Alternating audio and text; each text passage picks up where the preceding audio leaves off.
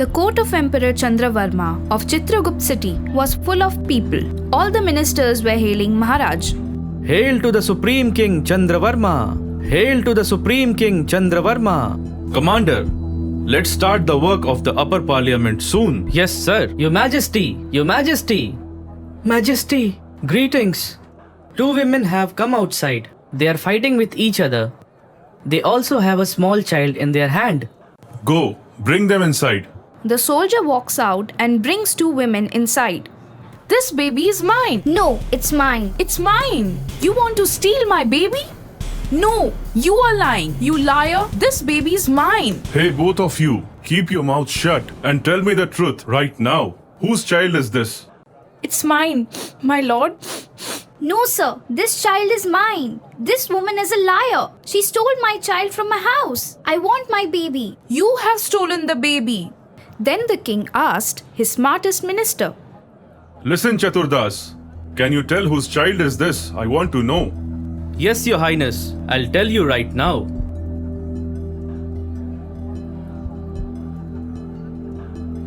Chaturdas, why did you draw this line? Your Majesty, you just keep on watching. Now the truth will come out soon and you will be amazed. Listen, you hold this child's hand and you hold its foot, and whoever pulls this child towards themselves, this child would be hers.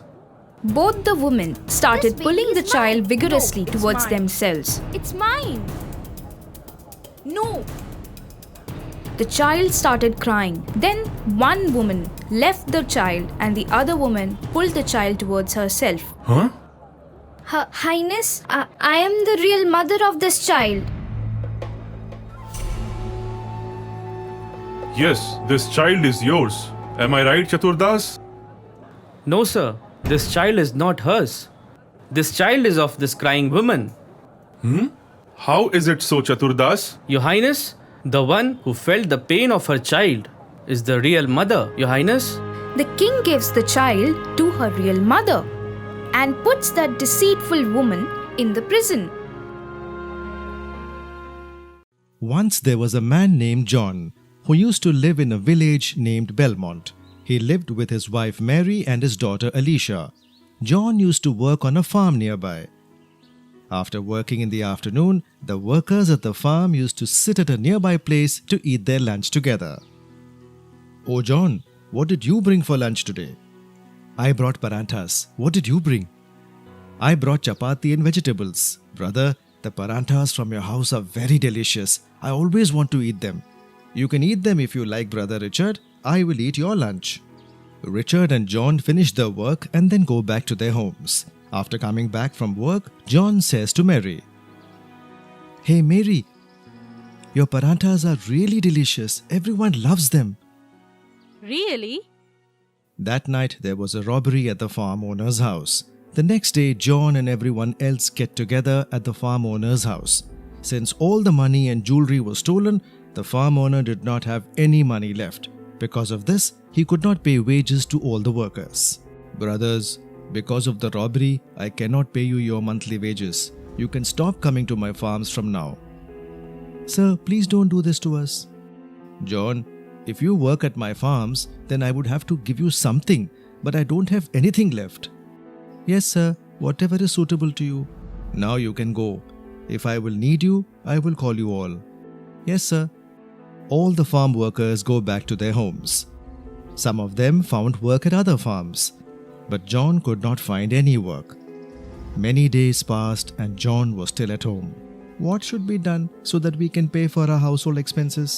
Hey, what happened? You have been thinking for the past 15 days and are not even eating properly. It's nothing, just thinking about how to pay for our household expenses. I must find some money. Don't worry. We can do something. Stop thinking about it. The next day, Mary had an idea. She tells her husband, I have an idea. What if we sell the parathas that I make? "Yes, your idea is very good. Let's start selling paranthas from tomorrow itself. But Mary, it will require a lot of help and effort from you." You don't have to worry about that. I will take care of everything. The next day, John and Mary go to the market to sell the paranthas and chutney they made. Since there was already a paratha seller in the market, they could not sell much of the parathas. They gave all the remaining parathas to an orphanage and returned home.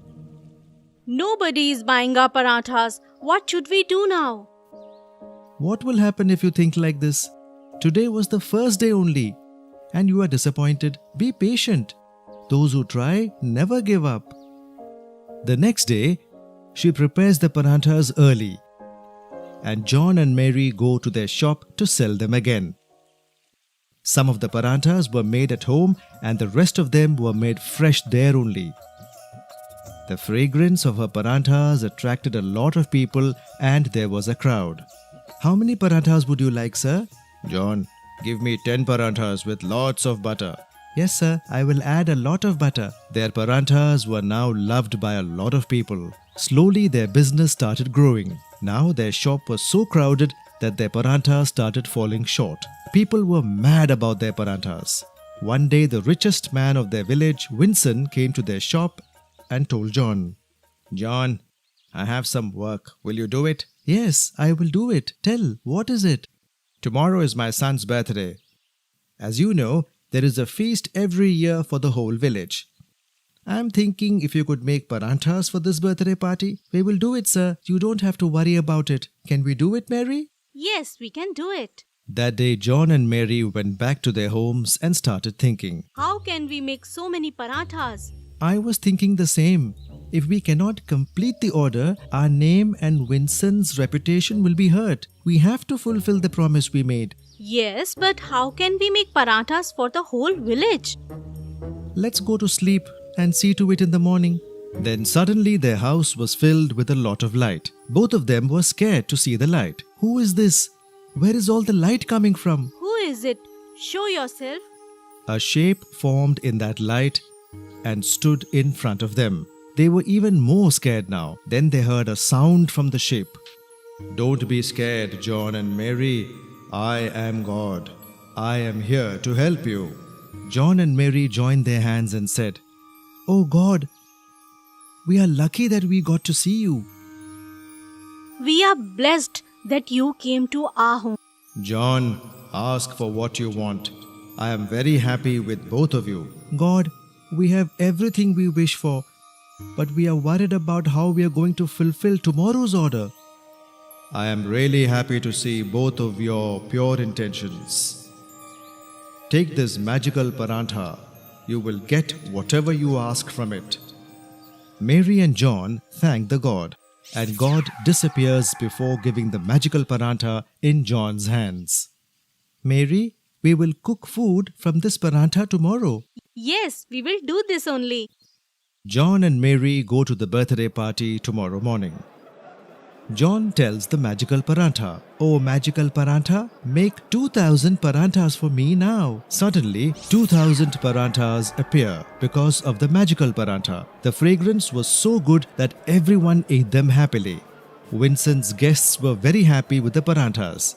John and Mary were happy watching this. Watching his guests so happy, Vincent was also pleased. He tells the both of them, John and Mary, both of you are wonderful.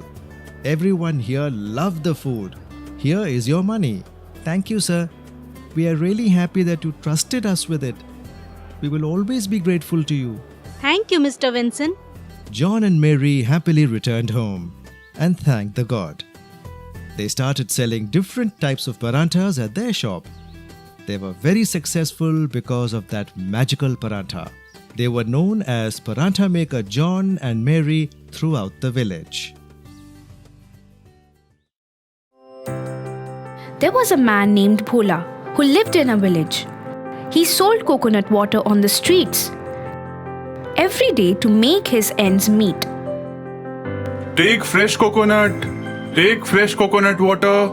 It's good for your health. A few days later, he built a business just across from the railway station.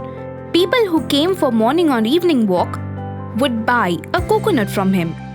Bhola was naturally a pleasant guy. He was always eager to help others in need.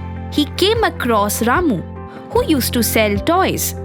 Ramu seemed to be very hungry as well as tired. Hello, Ramu. You look so exhausted and hungry. Take this coconut water.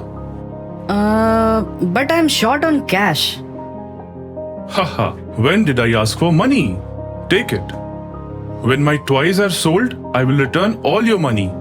Saying this, Ramu begins drinking coconut water from that day on. Ramu visits Bhola's shop and begins drinking coconut water daily. Ramu came to Bhola's shop one day like this and he saw, Hey, where did Bhola uncle go today? Ramu quietly walks away from there. The next day, Ramu returns to Bhola's shop, but it was still closed. Hey, Bhola uncle has not even come today. What would have happened? I should go and see. Ramu came searching for Bhola uncle by asking people for his address. Ramu notices Bhola uncle sleeping with a thin blanket. Uncle, what happened to you? You appear frail and your business was closed for 2 or 3 days. So I came to see you. Son, my health is not that good. Are you alone in the house? Is there no one to take care of you? No one. Don't panic, Bhola uncle. I will bring the doctor now. Ramu flees the house. He recalls something as soon as he steps outside the home. Ramu comes to a halt. There was a large coconut tree nearby. Hey, I don't have any money. What will I give to the doctor? Now how I am going to help Bhola uncle? Ramu gets very disappointed thinking about this. And then suddenly, Don't worry, dear. I will help you out. Hey, magical tree. Will you please help me? Yes, sure. Why not? Say, what do you want? Hey, magical tree. I don't want anything. Just heal my Bhola uncle. He is very ill and I don't have even money to give it to the doctor. I can fulfill any one of your wishes. Means? Either I can give you a lot of money, Or I can cure your Bhola uncle. Tell me, what do you want? Just cure my Bhola uncle, please. Well, take this coconut water and feed him. He will be fine. Ramu thanks the tree and goes back to Bhola's house. Bhola gets well after drinking the coconut water given by the magic tree. Hey, this coconut water is amazing. Where did you get it from? Ramu shows that coconut tree to Bhola from his window. Ramu, has its magic ended? Maybe.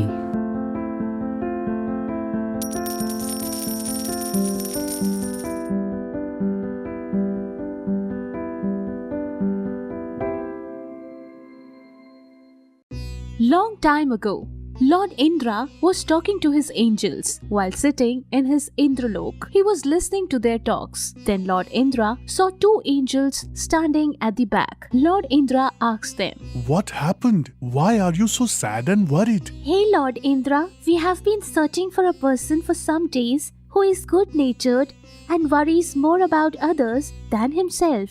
And we will give that person a magical pot so that he would help himself and others with that and do social service.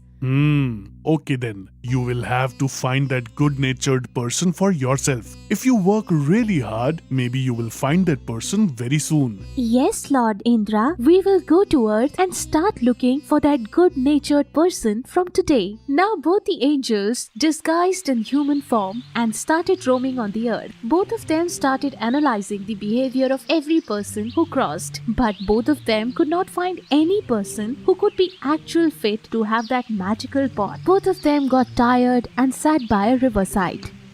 Then they saw a young man, Joseph.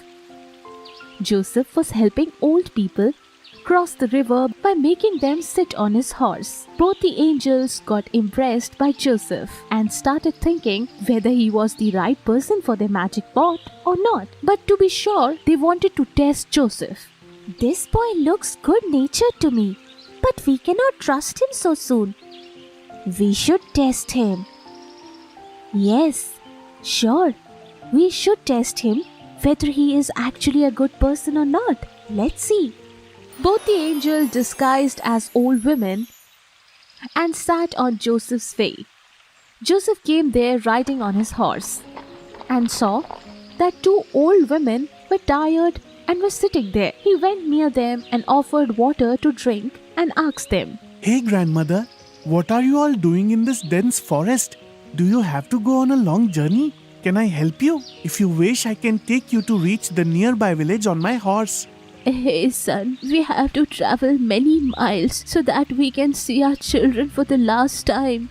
It had been many years we saw them, but we don't know how can we travel to the nearby village. We don't know whether we would be able to go there or not. There is slight possibility that God will not fulfill our last wish. Joseph started to think. He had only one horse, and that was the only thing left of his grandfather. And that horse was the source of his earning. But he thought, if by giving my horse, these two mothers meet their sons, their last wish might get fulfilled. So why not? I will give this horse to them. Joseph released his horse and said to the grandmothers, Okay, grandmother, take my horse and go meet your sons. I have something to eat also. Take these also with you so that you don't face any difficulty on the way. Joseph gave his horse and stuff to them and walked away. The angels started believing that Joseph was the right person for their magic pot because he was good-natured and kind. Both the angels came back to their original form and they told Joseph about the magic pot. By giving him the magic pot and his horse back, Joseph was surprised seeing all this. The angels told him that he can ask for anything from this magic pot and can help others too. Joseph took that pot and went home happily. He told everything to his mother and father. With the help of the magic pot, Joseph and his family started living happily and comfortably. Along with his own help, Joseph started helping villagers with the help of that magical pot. They gave them stuff to eat and drink. With time, Joseph and his village prospered. Now Joseph grew up, but there was no change in his behavior. He always helped people. This news reached the king of nearby kingdom, so he came to the village with his commanders. I will go and see. How is Joseph doing all this? But your highness, if you go like this, Joseph will recognize you. We should go there disguised like poor people. Then we will see what the matter is. Both of them wore ordinary clothes and went there, and they found out that this was all due to the magic pot. If this pot comes in our kingdom, all the problems of our people will be over. Our kingdom will prosper a lot. But how can we get this pot in our kingdom? Then the commander had an idea and he told the king, Your Highness, why not marry our princess to Joseph? This will make both the places prosperous.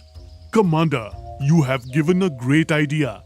I will talk to Joseph's parents today. King got back to his original form and talked to Joseph's parents. He explained everything to them. Joseph and his parents happily agreed to that, and Joseph got married to the king's daughter, princess with pomp and show. In this way, along with Joseph, the entire kingdom became prosperous.